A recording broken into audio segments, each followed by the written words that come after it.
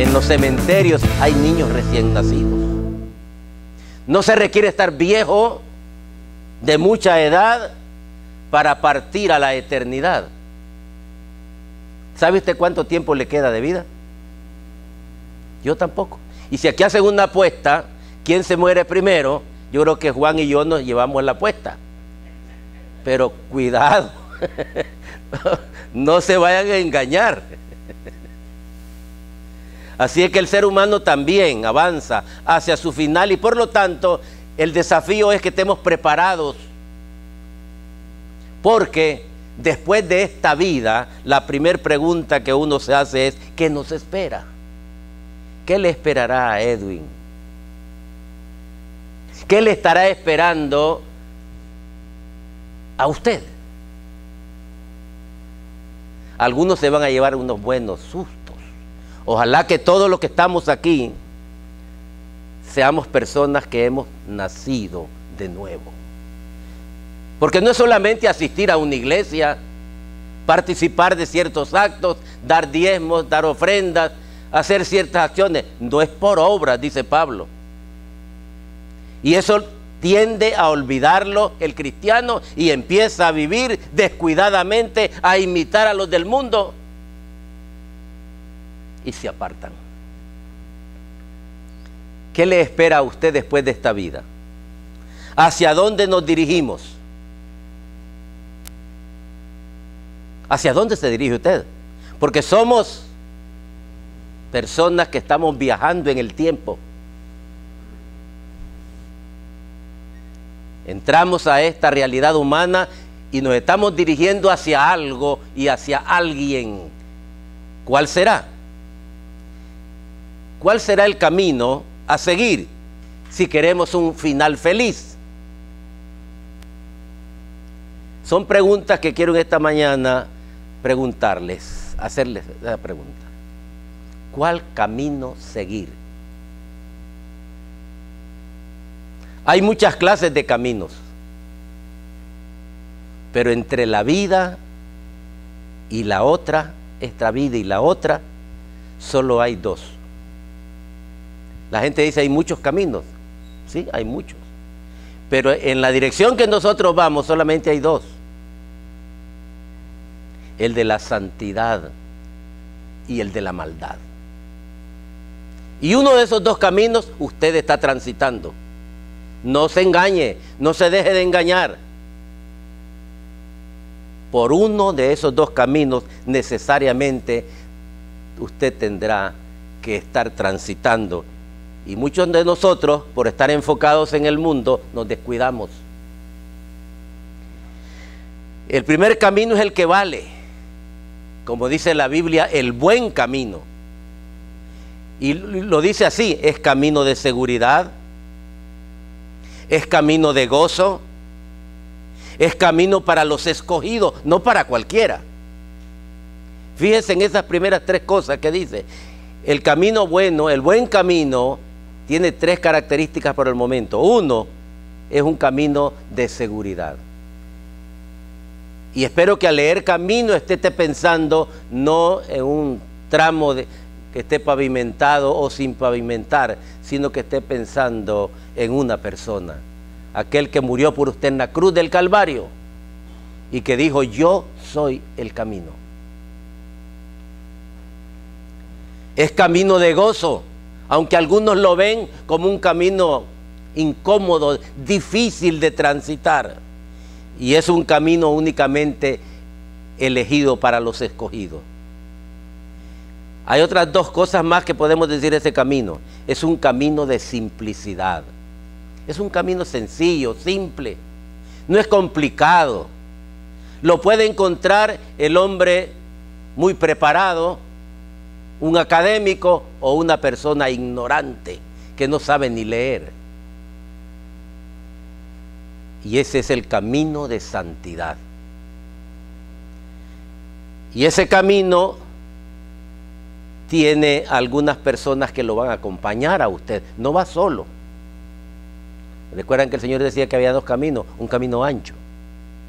Y lamentablemente por ahí la gente se agolpa se precipita, se pierde.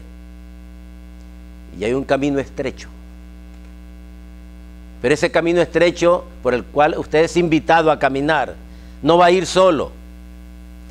Van a acompañarlos personas de todas las naciones, de todas las razas, de todas las edades. Y lo más importante, el mismo Señor irá con nosotros. Ya vamos a verlo en la Biblia. Así que en ese camino usted no va a ir solo o sola, va a ir muy bien acompañado y señalándonos la dirección va a ir el Señor. ¿Y cuál es el final de ese camino? Lo describe así Isaías: es un lugar de descanso. Fíjense bien, yo sé que hay algunos de ustedes que posiblemente estén muy cansados. Hay momentos en la vida en que uno quisiera tirar todo. El cansancio nos agobia. Pues ese camino es un lugar de descanso, el final es un lugar de descanso, es un lugar de gozo. Dice que no habrá lágrimas, no habrá muerte, y es un lugar de santidad, y el Señor mismo reinará en ese lugar. Así que hay dos caminos. ¿En cuál camino está usted? ¿Quiénes van en ese camino de santidad? ¿Cuál es el final de ese camino? Y nuevamente le pregunto, ¿en cuál camino está usted?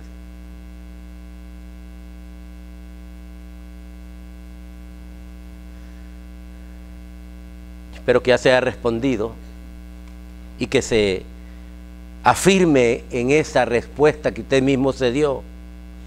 Y permítame decirles que hay tres cosas que necesitamos saber. Y voy a pedirles que busquen Isaías, capítulo 34 primeramente. Isaías, capítulo 34.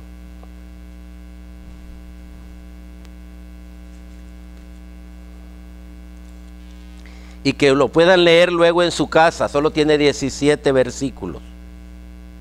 Quiero pedirles que usted vea cuál es el título que aparece ahí.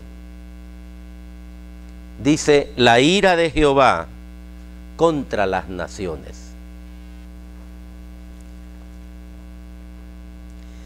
En ese capítulo se nos habla de la destrucción del poder mundial gentil. Si ustedes son lectores, ustedes investigan, van a darse cuenta de lo que está pasando en el Oriente. Y una de las recomendaciones que se nos da es que mantengamos nuestros ojos fijos hacia ese lugar, donde se van a desencadenar los acontecimientos más importantes del ser humano. Y por eso les decía, un acontecimiento increíble se aproxima. Cristo viene de nuevo a la tierra, pero ¿en qué condiciones le va a encontrar? Le pido que lea ese capítulo 34 y usted va a encontrar cuáles son con detalle algunas características de esa situación. Dice: acercaos, naciones, juntaos para oír, y vosotros, pueblos, escuchad. ¿Por qué escuchar?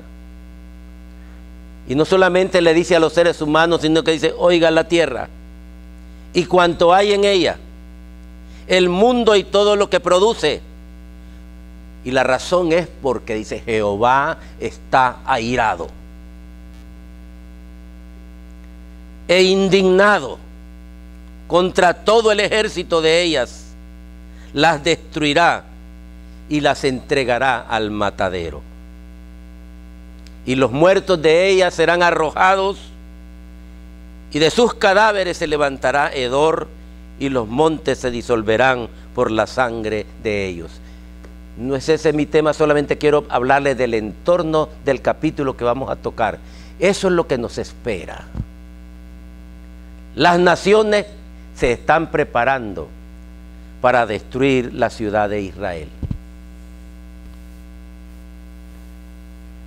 Si ustedes ya han estudiado, y creo que lo han hecho con el pastor Luis, él les habrá explicado cómo serán esos días. poco después del arrebatamiento de la iglesia. Cómo Israel va a ser rodeado por ejércitos enormes, con armas increíbles, sofisticadas. Y uno se pregunta, ¿por qué un pueblecito tan pequeño, con tan pequeño ejército, qué cantidad de países en contra de él? Y el que más menciona aquí la Biblia es el país de China, que dice que va a llegar a ese encuentro bélico con un ejército de 200 millones de personas. Yo no me imagino un ejército de 200 millones de personas. ¿Se lo imagina usted? Pero eso es solamente un país. Pero son todas las naciones que van hacia esa dirección, con un propósito: destruir Israel. Y ahí se va, dice la Biblia, a completar la razón de la segunda venida de Cristo, cuando Él descienda en el monte de los olivos, y que cuando toque con su pie el monte, ese monte se abrirá en dos, dice, por un terremoto. Ustedes lo saben. Y ese lugar va a servir para refugio de los que se van a salvar en Israel. Un refugio antiaéreo. Y el Señor destruirá al inicuo, dice, a la bestia, al falso profeta. Y el encuentro bélico es tan tremendo que hay informaciones que dicen que la sangre va a correr como ríos. Yo no me imagino cuánto es la sangre de 200 millones de personas. Pero si usted quiere, haga un cálculo cuánta sangre tiene una persona y vea cuántas tienen 200 millones. Ahora súmele la de los otros países. Dicen que la sangre le va a llegar a los ijares de los caballos, a la trompa de los caballos. ¿Se imaginan ustedes un caballo caminando en una laguna? Pero esa laguna es de sangre. Y los cuerpos se corromperán, el hedor invadirá todo, etcétera, etcétera. Así que ahí se nos anuncia la destrucción del poder gentil. Pero lo que a mí me interesa por hoy es Isaías 35, del 1 al 10. El mundo está así, eso lo espera. El mundo se prepara para ese encuentro, para rechazar a Dios, para cumplir el Salmo 2. ¿Por qué se amotinan las gentes y los hombres piensan cosas vanas? El hombre contra Dios, señalando con el dedo que van a destruir a Dios. ¿Y qué es lo que dice el Salmo 2 después de esas palabras? Que va a haber una carcajada cósmica, porque Jehová se reirá de ellos. Es como que una pulga venga aquí y levante su brazo y me esté amenazando. Yo no sé si se imaginan ustedes, una pulga, y eso es una figura mal hecha, una pulga amenazándome. A mí me daría risa, porque todo lo que tengo que hacer es con el dedo dejarla aquí untada en el púlpito. Imagínense todos los ejércitos del mundo, de los cuales el profeta dice que todas las naciones le son a Dios como el polvo de la balanza que cae. Pero la arrogancia, la prepotencia es tan grande que el hombre, cegado por Satanás, no se da cuenta que no tiene ninguna opción. Y lamentablemente los cristianos en ese ambiente somos afectados algunos, que permitimos que esas cosas lleguen a nosotros. Aun cuando conocemos la recomendación de Romanos 12:2, no os conforméis a este sistema. No formen parte de ese grupo de individuos, sino que transfórmense mediante la renovación del entendimiento. ¿Qué es lo que deberíamos estar haciendo nosotros en un mundo que se prepara para ese enfrentamiento? ¿Temblar? ¿Afligirnos? El Señor dice más bien en su palabra que cuando veamos esas cosas, que levantemos nuestros rostros viendo hacia arriba, porque ya nuestra redención está cerca. Ya viene Cristo, pronto viene Cristo, y nosotros lo que tenemos que hacer es prepararnos de tal manera que, como dice Mateo en el capítulo 24, bienaventurado el siervo al cual su Señor lo encontrara haciendo lo que debe de hacer. ¿Está usted haciendo lo que debe de hacer o está equivocado? Ese capítulo de Isaías 35 del 1 al 10 dice la dicha final de los redimidos. A mí me interesa eso. No me interesa esa guerra. No me interesa la destrucción que va a haber. No me interesan los preparativos, los adelantos científicos y tecnológicos. Bombas que pueden destruir actualmente, no una tierra, miles de tierras. El hombre está loco. Tengo un tema sobre eso precisamente, en donde se habla de la capacidad bélica del mundo actualmente. La cantidad de bombas que tiene, que no es para destruir una tierra, sino muchas tierras. Pero a mí no me interesa eso. A mí lo que me interesa es saber que hay un problema de esa calidad, de ese calibre, y que mi Señor viene a buscarme, porque no va a permitir que yo pase por eso. Y por lo tanto debo de buscar las mejores condiciones espirituales para esperarlo. Yo lo que quiero es conocer más acerca del camino que me lleva a la dicha final. ¿Y por qué estoy diciendo eso? Porque cuando leo también el libro de Apocalipsis 24:12, se lo he dicho en estos días varias veces, creo, el libro de Apocalipsis 22:11, perdón. Si usted es uno de los que está descuidado, o usted es una persona que no ha querido abrirle su corazón a Dios, sería bueno que viera ese versículo, en donde Dios, a punto de terminar con toda la historia del mundo, dice: el que es injusto, sea injusto todavía. ¿Te gusta pecar? Siga pecando. Y el que es inmundo, sea inmundo todavía. Tienes la libertad de hacerlo, puedes hacerlo, es tu vida. Y el que es justo, practique la justicia. Y el que es santo, santifíquese todavía. Eso es lo que me interesa a mí, y esa es la idea que traigo esta mañana para ustedes. Necesitamos santificarnos. En primera de Pedro, como les dije, aparece eso cuando dice Pedro: así como aquel que os llamó es santo. ¿Cuál es la orden para usted hoy y todos los días? Así como aquel que os llamó es santo, sed santos, dice el Señor, porque yo soy santo. No es cuestión de que si quiere ser santo, que si le parecería ser santo. No, es que tiene que serlo. Por cuanto yo soy santo, dice Dios, sed vosotros santos en toda vuestra manera de vivir. Necesitamos prepararnos. En primera de Tesalonicenses 4, del 1 al 8, encontramos quién es el que habla. No, yo no se los estoy diciendo, yo no les doy la orden de que sean santos. No, yo soy solamente un canal a través de los cuales viene a darle mensajes aburridos, porque estos no son mensajes que están de moda hoy. En 1 Tesalonicenses, versículos del 1 al 3, capítulo 4, dice que la autoridad detrás del llamado a ser santos, la autoridad detrás del que da la orden de que sean santos, es Dios. Ahí lo dice claramente. Por eso dice claramente Pablo: os rogamos y exhortamos en el Señor Jesús, dice el versículo 1, habla de que nos ha llamado a santificación. El versículo 7, por lo tanto, quien rechaza este llamado, dice el versículo 8, rechaza a Dios. Yo les digo, hermano, usted tiene que ser santo, usted debe ser santo.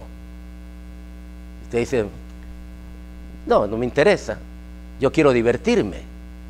Está demasiado bien el mundo, hay cosas preciosas, sígalas. El que quiera ser inmundo, hágase inmundo todavía. Pero quien está dando la orden a usted, a todos los miembros de esta congregación, desde el líder hasta abajo, es Dios, no yo. Así que los líderes, sobre todo, aquellos que están ahorita representando a esta congregación, yo les hablo en el nombre del Señor, que examinen sus vidas, que revisen su vida a la luz de la palabra y con honestidad se digan a ustedes mismos: ¿estoy siguiendo yo el camino correcto o me he apartado? ¿Estoy siguiendo yo las normas de Dios o estoy viviendo de acuerdo a las normas del mundo? Porque vamos a dirigir esta congregación no como el mundo la dirigiría. Dios tiene normas, tiene leyes y tiene requisitos y condiciones para todos. El que anhela obispado, dice, por ejemplo, buena cosa desea. ¿Pero qué más?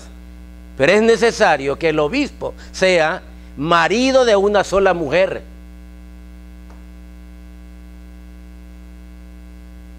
No un musulmán que tiene un montón de mujeres, un harén. No, marido de una sola mujer.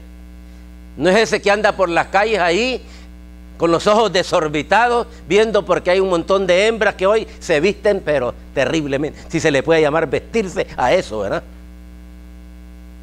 Ya no tiene uno que tener imaginación para saber qué es lo que hay enfrente. Está todo expuesto. Y ahí anda muy campante, muy tranquila. Es que hay que exhibir lo que uno tiene. El que no exhibe no vende. Hay que exhibirla.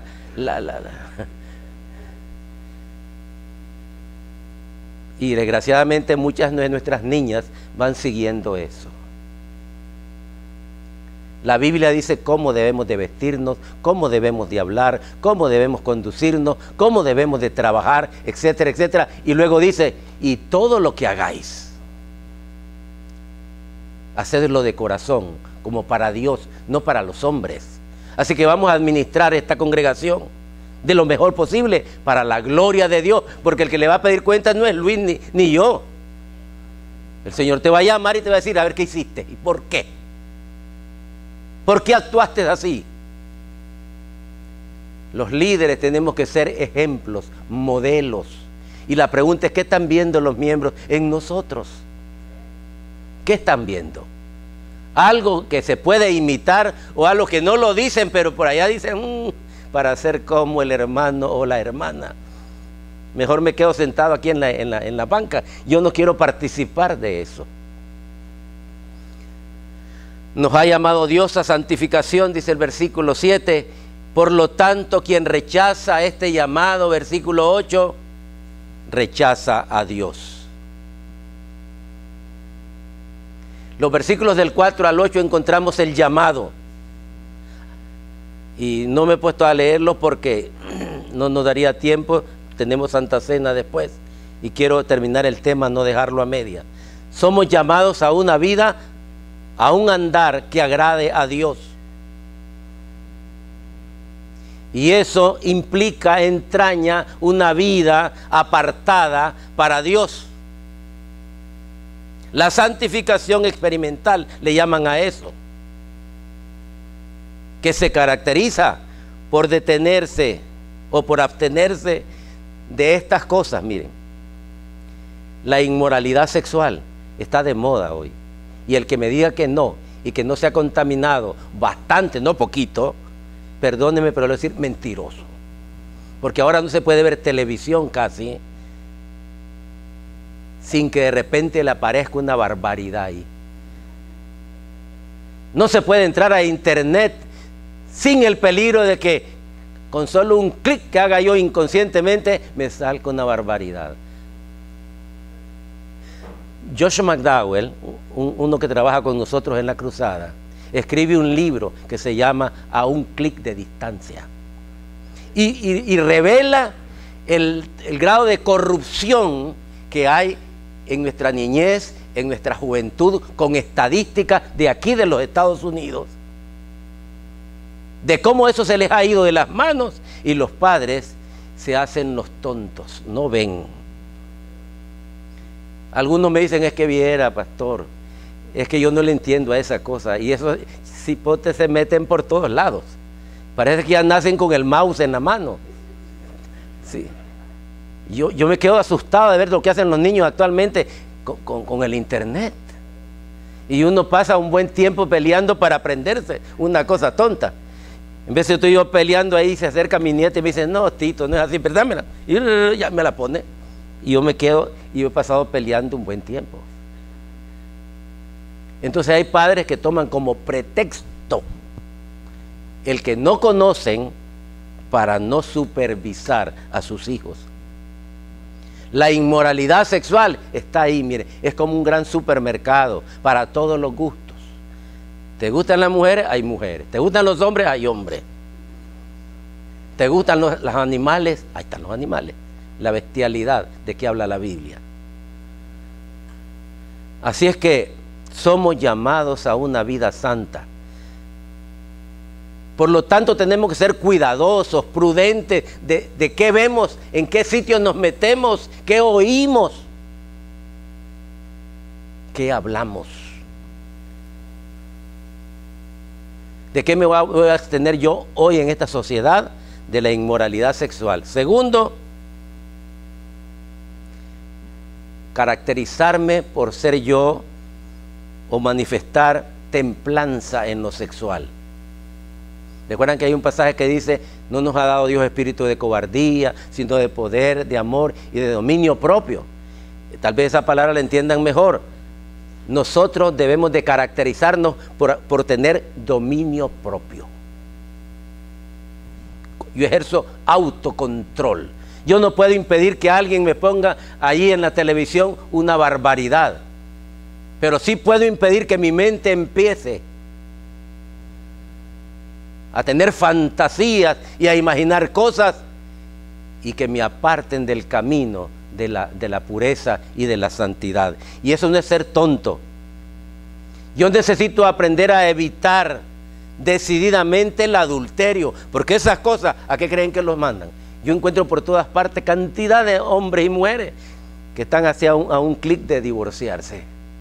Y dicen un montón de tonteras que cuando las analizamos, les digo, mire, realmente el problema suyo es esto.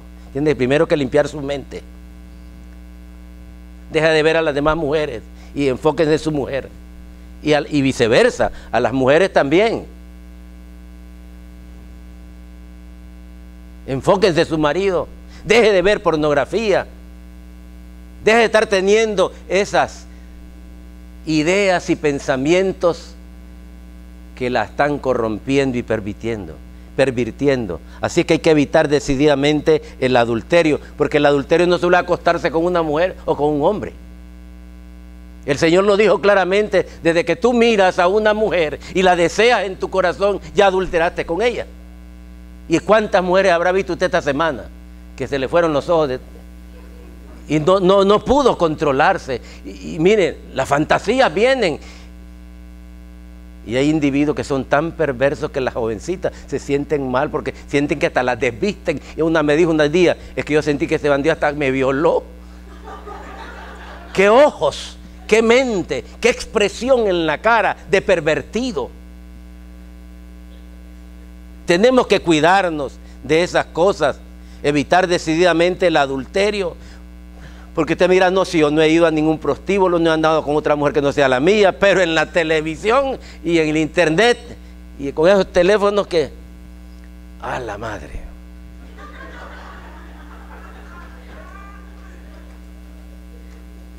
Y la Biblia aquí en este pasaje nos dice claramente que este llamado a la santidad en la esfera de lo sexual debe ser obedecido estrictamente, no a medias.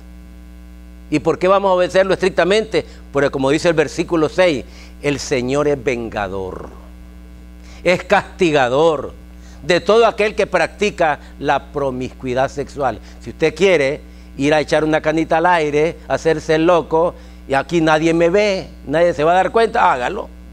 Pero tenga la seguridad que el ojo del Señor lo está viendo y Él lo está señalando y un día le va a pasar la factura.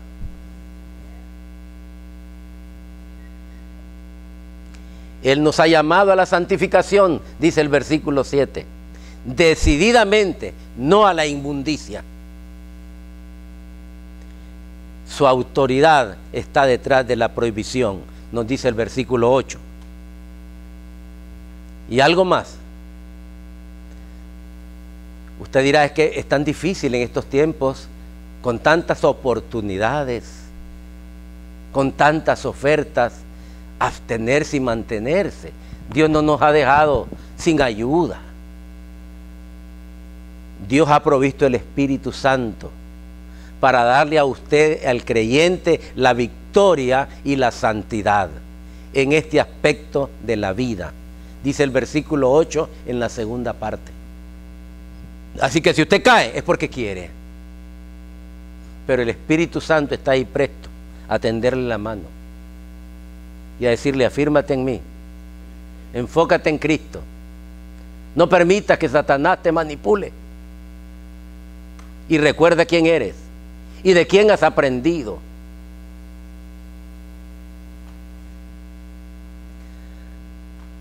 Teniendo esto como marco, ahora consideraremos los elementos de una vida santa. ¿Cuáles son los elementos de una vida santa? Seguimos con el mismo capítulo, Primera de Tesalonicenses 4, ahora del 9 al 12. Ahí encontramos los elementos de una vida santa. Y cuando vean el primero les va a parecer como ridículo el primer elemento. El versículo 9 y 10 dice que el primer elemento es el amor. Fíjense bien. Dios es santo, Dios es amor. El que ama no le hace daño a nadie. Si yo amo a una persona, nunca se me va a pasar ni por la cabeza hacerle daño a esa persona. ¿Piensan ustedes que una madre o un padre en sus cabales va a hacerle daño a su hijo o a su hija? No. ¿Por qué? Porque la ama. Por eso el primer elemento para la santidad es el amor. Ese es el elemento básico. Es como el fundamento sobre el cual se sostiene todo lo demás.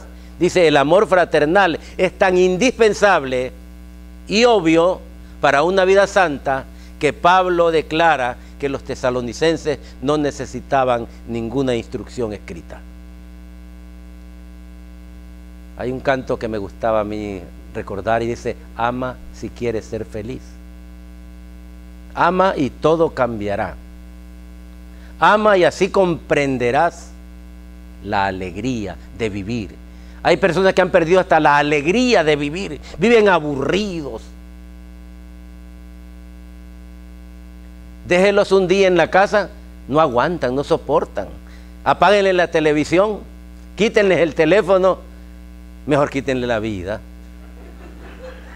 No pueden vivir solos, sin hacer nada, no pueden recrearse en Dios.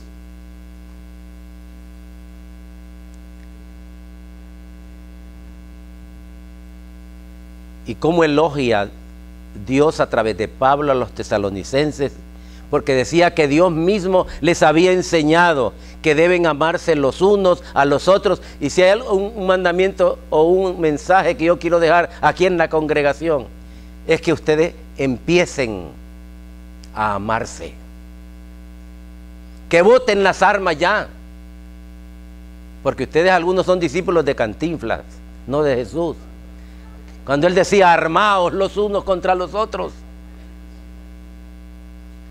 Boten las armas, avergüéncense, pídanle perdón a Dios y pídanse perdón los unos a los otros.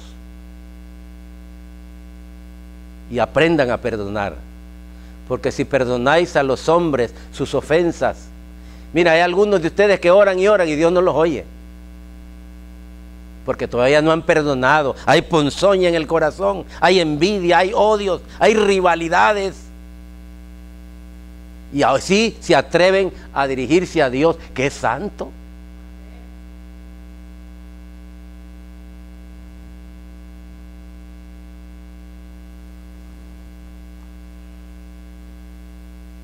Ese es el elemento básico más importante de todos, el amor. Pero hay otros más, los versículos 11 y 12. Fíjense qué interesante el siguiente, se llama tranquilidad. ¿Es usted una persona tranquila, confiable, o es impaciente, con facilidad se pone furiosa? Como dicen en Honduras, usted es de mecha corta. Es como esas bombas que tienen, unas tienen mecha larga, otras tienen mecha corta. Apenas le ponen el paquete y ¡bam!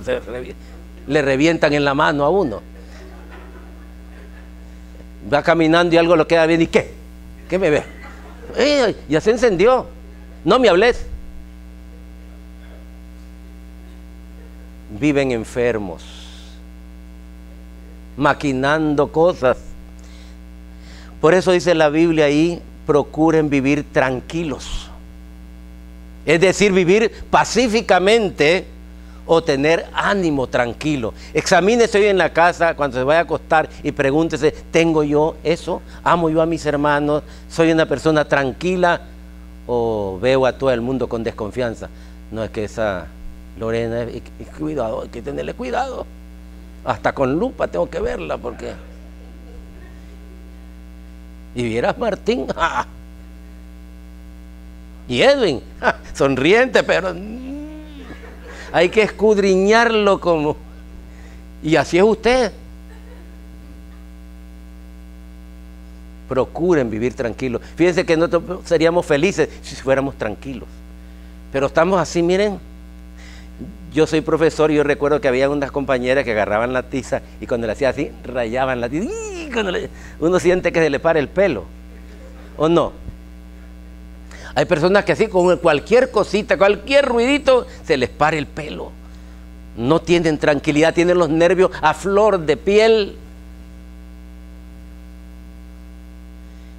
Así que si yo amo y soy tranquilo, miren lo otro que se va a manifestar según Pablo, laboriosidad. No son haraganes, son trabajadores. Colaboren, dice, ocupados en sus propios asuntos, no se estén metiendo en la vida de los demás. Ahí lo dice la Biblia, no estoy diciéndolo yo. Reclámenle a Pablo. Primera de Pedro 4:15 dice, y no entremeterse a los asuntos ajenos. No, dice, porque algunos son muy espirituales. Si es que es mi iglesia y me interesa y se meten en la vida de todo. No hacen nada, pero critican. Es que hay que levantarle la cobija a este porque algo está haciendo malo. Y por eso es que las iglesias hoy actualmente solo en problemas viven. Porque son alacranes los que tienen, no cristianos. ¿Se imaginan ustedes una casa llena de alacranes? Todo el mundo anda, pero lo muerdo yo antes que me muerde él a mí. Esa es la política del mundo. El que pega primero pega dos veces. ¿Sí? Así que fíjense, amor, eso me da a mí esa capacidad de estar tranquilo. Me da, y esas dos cosas me hacen a mí laborioso. Yo siento necesidad de servir, de ser útil, de hacer cosas, no de destruir cosas. Y la otra se llama la responsabilidad, que en la iglesia no se encuentra por ningún lado. Dice, trabajando con sus manos. Es decir, no ser haraganes, negligentes, parásitos de los otros. Y eso lo dice en el versículo 11 y 12. Y en 2 Tesalonicenses 3 también, del 10 al 12. Y vienen a la iglesia y ven que está alguien con la lengua de fuera, ya no aguanta con tantos nombramientos, pero él es incapaz de decir, yo ayudo. No, más bien le agarra la lengua y... Ay, solo tiene 3 sombreros, pongámosle 2 más. Que trabaje. Y el Señor llama a la iglesia a ocuparse de sus negocios. Yo creo que entre el Señor Jesucristo lo ponen a trabajar ustedes a Él y ustedes no hacen nada. Responsabilidad. Pregúntese, ¿soy yo un cristiano, una cristiana responsable? El primer mensaje fue sobre el servicio, ¿recuerdan? El servicio como respuesta al amor de Dios, ¿lo recuerdan? Porque si yo amo, yo quiero servir, yo quiero ser útil, no quiero servirme de los demás. No los voy a ocupar como escaleras. Otros elementos se llama honestidad.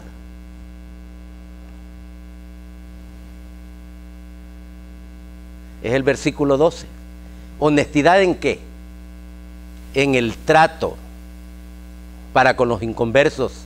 Porque el problema es que no solamente le hacemos trampa y abusamos de los hermanos, sino que también nos echamos al pico a los que decimos que Dios ama.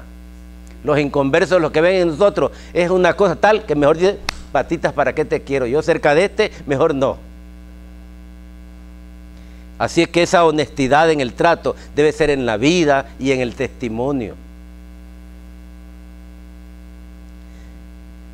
Y cuando usted hace eso, y lo estoy viendo rápido, entonces usted llega a lo que se llama a la vida que agrada a Dios. Una vida, una conducta así como la que estamos diciendo, un caminar así ajustado a los principios antes expuestos, garantiza una vida que es agradable, es exitosa a los ojos de Dios. Y a la luz de estas cosas rápidas así, que usted ya le puse ahí cuáles son las cosas que Dios pide, ¿cómo está su vida? No es su vida, es embajada.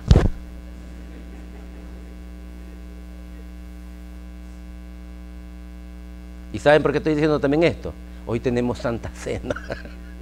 Y llegamos ahí de valorosos, y la Biblia es clara, dice que cada quien se pruebe a sí mismo. ¿Y qué me voy a estar probando? Llegar y... ¿Cómo que me como cualquier cosa? No estamos conscientes de lo que estamos haciendo, de lo que vamos a hacer.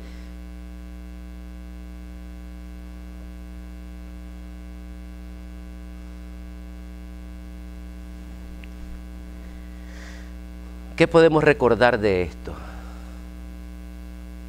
Hay algunas cosas que les quiero decir como conclusión, porque ya son más de las 3:15. Usted tiene que tener cuidado cómo está caminando, qué está haciendo, cómo está avanzando, hacia dónde se está dirigiendo. ¿Por qué? Dice Proverbios 24, de Jehová son los pasos del hombre. ¿Cómo pues entenderá el hombre su camino?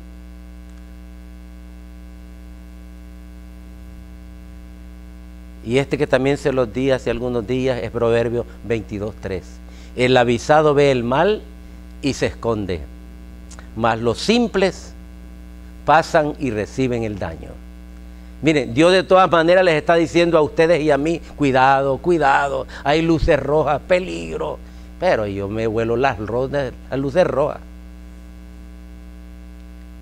¿Qué voy a estarme deteniendo por eso? Dice el Señor, peligro, vas mal, estás actuando mal. Pero como soy inteligente, me cruzo todo y hago lo que quiero. ¿No creen ustedes que es importante que reflexionemos acerca de cómo es ese camino que estamos siguiendo? ¿Recordaron la lectura que les hicieron al inicio? ¿Lo recuerdan?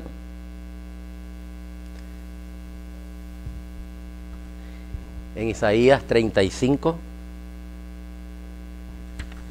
También les recomiendo que lo lean en sus casas. El futuro glorioso de Sión. Leímos los versículos del 8 al 10.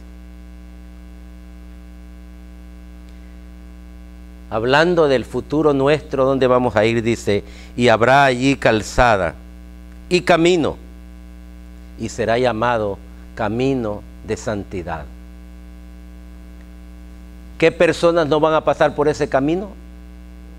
No pasará el inmundo por él, dice, sino que él mismo estará con este camino. Por torpe que sea, no se extraviará. Un camino seguro, en donde Cristo va a ir con nosotros. No habrá ahí león ni fiera, subirá por él, ni ahí se hallará para que caminen los redimidos.